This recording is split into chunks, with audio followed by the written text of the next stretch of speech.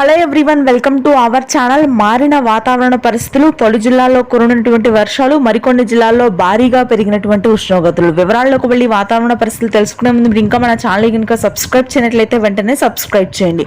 ఇక వివరాల్లో కనుక వెళ్ళినట్లయితే బంగాళాఖాతంలో ఏర్పడినటువంటి ఉపరితల ఆవర్తన ద్రోణి ప్రభావంతో గత 3 రోజులుగా తెలుగు రాష్ట్రాల్లో భారీ వర్షపాతం నమోదవుతుంది. అయితే ఇవాళ కొన్ని జిల్లాల్లో మాత్రం ఉపరితల ఆవర్తన ద్రోణి ప్రభావం అత్యధికంగా ఉంటుందని వాతావరణ కేంద్రం వెల్లడించింది. సిరిసిల్ల, మెదక్, భద్రాద్రి, కొత్తగూడెం, ఖమ్మం, కామారెడ్డి, నాగర్ కర్నూల్, జయశంకర్ భూపాల్పల్లి, వనపర్తి, వికారాబాద్ జిల్లాల్లో భారీ వర్షాలు నమోదయ్యే అవకాశాలు ఉన్నాయి. ఈ రోజు సాయంత్రానికి రేపటి నుంచి 3-4 రోజుల పాటు తేలికపాటి జల్లులు మాత్రం నమోదవుతాయి. జూలై మొదటి వారం నుంచి ముఖ్యంగా మధ్య తెలంగాణ, ఉత్తర తెలంగాణ ప్రాంతాల్లో అతి భారీ వర్షాలు కురుస్తాయి. ఇక కోస్తా వాతావరణం కనుక గమనించినట్లయితే ముఖ్యంగా శ్రీకాకుళం, విజయనగరం, విశాఖపట్నం ప్రాంతాల్లో ఇవాళ రేపు ఈదురుగాలులతో కూడినటువంటి భారీ వర్షపాతం నమోదవుతుంది. మధ్యాంధ్ర, గుంటూరు, కృష్ణా, కోనసీమ భాగాల్లో చిరుజల్లు, తేలికపాటి వర్షాలు కురుస్తాయి. ఆ తర్వాత రాయలసీమ వ్యాప్తంగా మాత్రం పొడి వాతావరణం కొనసాగుతుంది.